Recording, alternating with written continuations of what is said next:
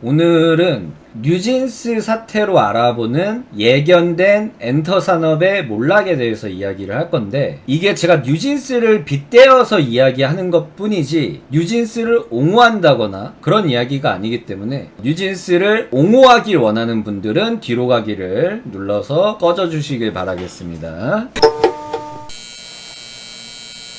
뉴진스 사태로 우리는 엔터 산업이 곧 몰락할 것 같다는 생각을 할 수가 있어요. 그게 이유가 뭐냐? 우리는 이미 예시가 있거든요. 우리가 코로나 사태 때 세계의 대형 영화사가 있잖아. 그 대형 영화사가 몰락하는 과정을 우리는 지금 현재 지켜보고 있고, 그게 코로나 발병 시점부터 시작이 되어서, 그러면은 우리는 이미 예시를 보고 있는 거예요. 이 코로나 시즌 때문에 영화관이 힘들어서 표값을 올리고, 표값을 올리다 보니까 사람들은 그 영화관을 찾지 않게 되고, 영화관을 찾지 않다 보니까 그때 영화관들이 내놨던 입장들이 뭐냐, 뉴스 매체를 통해서 이러다가 한국 영화 다 망한다, 이제 앞으로 범죄도시나 극한직업 같은 이런 영화들이 나올 수 없다, 한국 영화 다 망한다, 이렇게 넷플릭스에 끌려다니다 보면은 자유로운 뭐 영화를 만들 수 없다, 막 이런 이야기들을 맨날 했었거든, 영화관이. 근데 이거 다 개소리거든요. 넷플릭스는 그 어느 곳보다 감독의 결정권을 존중해주고, 우리나라의 영화관, 그 영화 배급사들보다 훨씬 더 존중을 해줘요, 넷플릭스는. 오히려 이러다가는 막 창작의 자유가 사라진다, 뭐 우리나라 배급사가 넷플릭스에 그러고 있는 거야. 말도 안 되는 소리거든요. 넷플릭스가 언제 그랬습니까? 지원을 해주면 지원을 해줬지. 그러다 보니까 그때부터 시작해가지고 계속 악의 고리를 지금 끊어내지 못하고 있잖아. 티켓 값은 점점 올라가고, 사람들은 점점 안 찾아가고, 넷플릭스는 점점 투자를 하고, 그러다 보니까 더 많은 다양한 장르들이 나오고 있고, 한국에서 까였던 그 대본들을 넷플릭스에서 지원을 해주니까 한국 감독들이 당연히 넷플릭스로 가죠. 지금 영화사들이 하는 행동은, 지금 이러다가 한국 영화 다 망한다 이러면서 애국 마케팅, 아직도 지금 시대가 어느 시대인데 애국 마케팅 이렇게 하고 있고, 그러니까 말이 안 되거든요, 제가 생각하기에.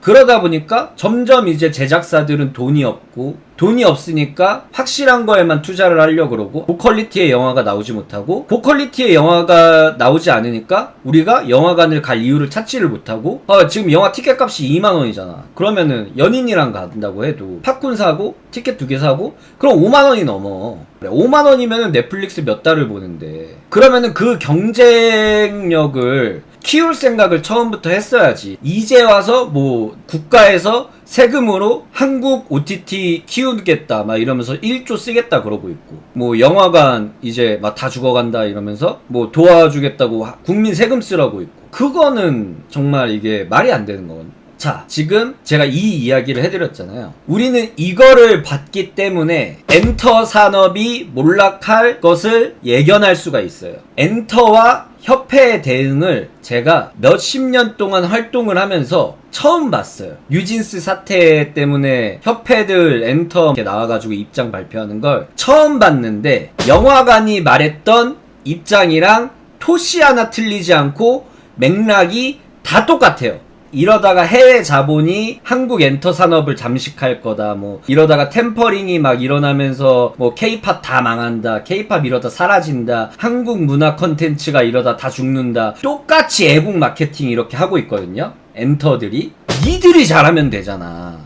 말이 안 되는 게, 해외 자본이 들어온다는 걸 지금 되게 나쁘게 영화관과 이 분야에서만 이야기를 하고 있단 말이야. 근데 좀 생각을 좀 해보세요. 해외 자본이 우리나라에 투자를 한다는 거는 굉장히 좋은 현상입니다. 삼성이나 LG 같은 곳에서 해외 자본이 투자를 한다고 생각을 해보세요. 굉장히 좋은 현상이잖아요. 뭐 조선 우리나라 그 관련해서 해외에서 투자를 하겠다, 얼마나 좋은 현상이야. 그런데 그거를 고칠 생각은 안 하고 지들 밥그릇 뺏길까봐 지랄밖에 안 해. 그러면 니들은 그냥 뺏기세요. 그냥 뺏기고 끝나는 거야. 그러면 중국 자본 들어오고 해외 자본 들어오고, 왜냐면 아이돌들은 한국인으로서 국적이 달라지는 게 아니야. 해외 자본이라고 해도 국내에 법인을 설립하고 해외에서 자본을 투자해서 키울 뿐인 거지. 걔네가 외국인이 되는 게 아니거든요. 해외 자본이 들어왔다고 해서. 망할 이유가 없어요. K-팝은 망하지 않아요. 엔터가 망하겠죠. 그럼 엔터가 망하지 않으려면 어떻게 해야 되냐?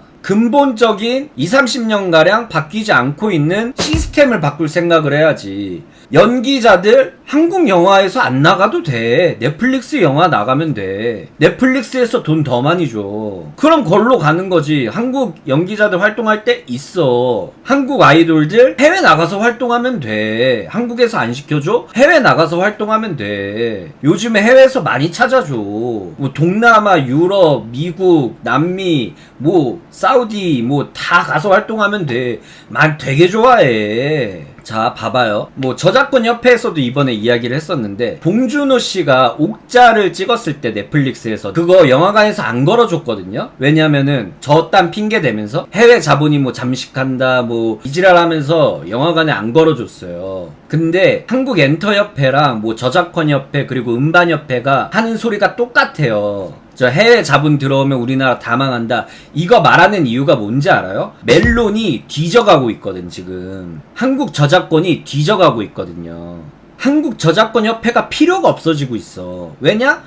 유튜브라는 대체 플랫폼이 있으니까. 유튜브 뮤직이 있으니까. 거기서 내가 듣고 싶은 더 많은 노래를 들을 수 있는데 뭐하러 내가 멜론을 가입을 하고 뭐하러 멜론에 달달이 돈을 내. 더 싼 유튜브 프리미엄 그냥 가입해가지고 유튜브 뮤직에서 들으면 되는데.